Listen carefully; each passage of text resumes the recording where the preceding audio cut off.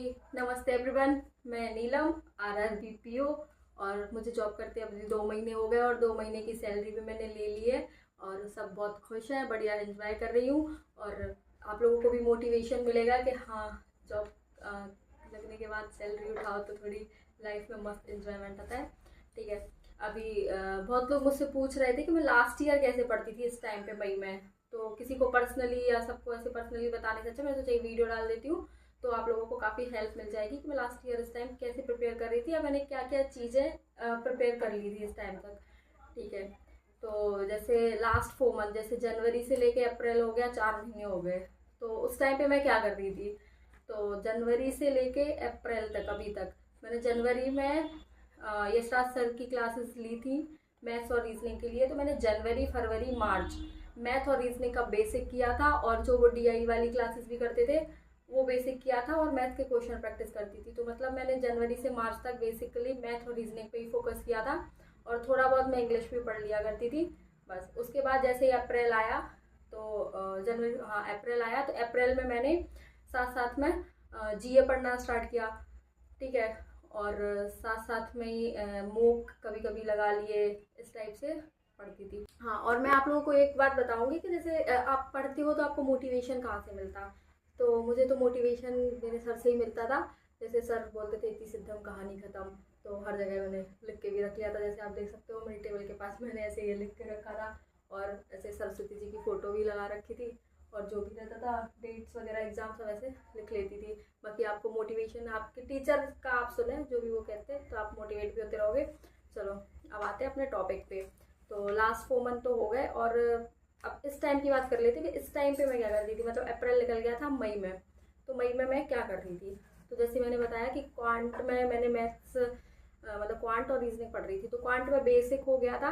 अब mains level के questions हम लोग प्रैक्टिस करने लगे थे और TI वगैरह तो मेंस लेवल और प्री लेवल स्टार्टिंग से ही चलती थी और रीजनिंग में भी प्री मेंस सब मिक्स पढ़ रहे थे। ठीक है, और रही बात GA की, तो GA का, हाँ GA का मेन इम्पॉर्टेंट मतलब आप कह सकते हो मई से स्टार्ट हो जाता है, क्योंकि अगर आपका एग्ज़ाम अगस्त में होगा प्री का और मेंस सितंबर में होगा तो आपका GA जो है वो अप्रैल से तो एटलीस्ट पूछा ही जाएगा। तो जैसे मई में अब आप हो तो मई में आप क्या करो कि अप्रैल का जो भी GA है आप मंथली और वीकली उसको पढ़ना स्टार्ट करो और हो सके तो आप एक बेसिक नोट्स बनाओ उसके। ठीक है, टॉपिक वाइज नोट्स बना लो कि इस टॉपिक की ये है, तो आपको रिवाइज करने के टाइम पे बहुत इजी पड़ेगा और आपकी जो बेसिक डे बाई डे का है उसको भी पढ़ते जाओ। जैसे मई में जो भी डे की जो भी करंट आती है आप जिस भी आपको प्लेटफॉर्म से पढ़ना है उससे पढ़ते जाओ और बस उसके नोट्स मंथली बनाना, बाकी डेली वाला आप पढ़ते रहो। अगर आपको डेली के भी नोट्स बनाने हैं तो बनाओ, वो भी अच्छा है। और रही बात कंप्यूटर की, तो कंप्यूटर का ऐसा करते थे कि वीक में 2 दिन कभी पढ़ लिया, कोई से भी 2 दिन रख लिया तो 2 घंटे के लिए पढ़ लिया। तो कंप्यूटर के बेसिक्स आप मई में कंप्लीट कर देना। मैंने भी ऐसे किया था, जो बेसिक्स थे वो मई में मैंने कंप्लीट कर लिए थे क्योंकि RRB में तो कंप्यूटर आता है। ठीक है, और रही बात हिंदी और इंग्लिश, तो हिंदी लेना है आपको RRB में या फिर इंग्लिश जो भी आपको पढ़ना है उसको भी आप डेली बेसिस पे पढ़ते जाओ। और अगर इंग्लिश पढ़ रहे हो तो एडिटोरियल पढ़ो, जिससे कि आपकी इंग्लिश की वोकैब वगैरह अच्छी होगी। और अगर इंग्लिश की कोई नॉवेल भी पढ़ पाते हो तो उसको भी पढ़ते रहो।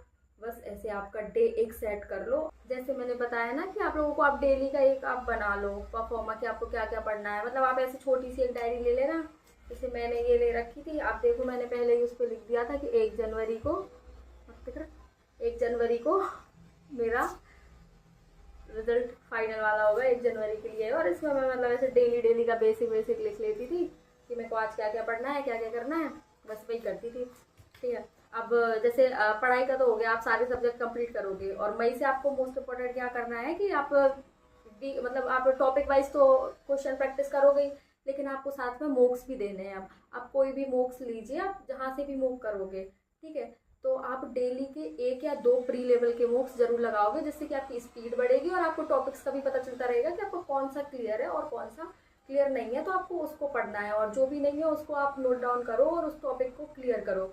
और मोक जैसे कि आप किसी भी चीज़ के लोगे, जैसे सर ने भी हमको बताया था जब हम पढ़ते थे कि अगर आप मोक जैसे ले रहे हो तो उस साल के नहीं लगा के अभी मई और जून में क्या करना, पुराने वाले मोक लगा लेना जो उसमें लास्ट ईयर के प्रीवियस ईयर के मिलेंगे, जिससे आपके पास मोक्स भी बहुत सारे हो जाएंगे। तो अभी आप मई जून में प्रीवियस ईयर मोक्स ही करो, जितने भी आपको मिलेंगे, और जुलाई अगस्त में फिर आप नए वाले करना, जिससे कि आपको नए वाले मिल जाए, तो आपके पास मोक्स की क्वांटिटी काफ़ी ज़्यादा हो जाएगी। तो मोक्स सबसे मोस्ट इम्पॉर्टेंट रोल है, आपको अब मई से मोक्स देना स्टार्ट कर देना चाहिए। आप लोगों को याद रखने के लिए बहुत ज़रूरी है कि इस टाइम पे अब मतलब मान लो जिसकी ज़्यादा प्रिपरेशन नहीं हुई या जिसकी अच्छे से चल रही है उसका तो बढ़िया ही है। तो अब आपको क्या फोकस करना है। अब मई स्टार्ट हो गया, आपको पता है कि जून में फॉर्म आ जाएंगे आरआरबी के, क्योंकि जुलाई में जून में हाँ नोटिफिकेशन आ जाएगा फॉर्म के लिए। तो अब आपको फोकस किस चीज़ पे करना है। अब मेन तो पहला यही है कि आपके टॉपिक्स कंप्लीट करो, जिसके नहीं हुए टॉपिक वाइज सारी चीज़ें करो और मूक प्रैक्टिस करने लगो। मूक सबसे मोस्ट इम्पॉर्टेंट है इस टाइम पे, आपको मूक्स देना बहुत ज़रूरी है। आपकी स्पीड, एक्यूरेसी, हर चीज़ उसी से होगी। और क्योंकि जो टॉपिक क्लियर नहीं होंगे वो आप उसको रिवाइज करोगे, अच्छे से पढ़ोगे तो आप वो भी क्लियर करोगे, तो आपके फिर टॉपिक्स क्लियर होंगे।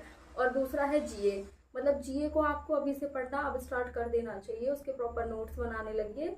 और क्योंकि उसको आप रिवाइज कर पाओ, आगे जाके एग्जाम के टाइम पे 2-3 बार रिवाइज कर लो, वो नोट्स ही काम आते हैं। मतलब क्योंकि आपके पास शॉर्ट एक होता है, उस टाइम पे आप ज़्यादा कुछ नहीं पढ़ सकते। और जीए एग्जाम में कैसा आ रहा वो हम कुछ नहीं कह सकते, लेकिन आपको आपकी मेहनत तो करनी पड़ेगी।